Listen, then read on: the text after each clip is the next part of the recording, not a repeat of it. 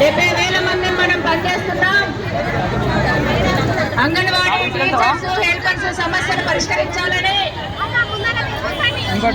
గత 2-3 నెలల నుండి అనేక పోరాటాలు మనం చేస్తున్నాం. ఆ పోరాటాలకు ప్రభుత్వం మనకు స్పష్టమైన హామీలు ఇవ్వలేదు.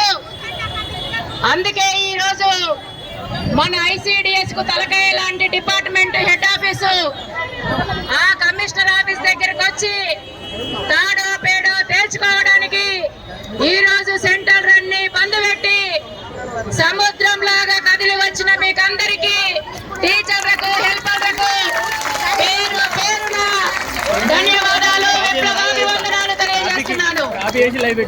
మనకు కడుపు మండి కడుపు నిండక అనేక బాధలుండి ఈ సమస్యలు పరిష్కారం చేయండి.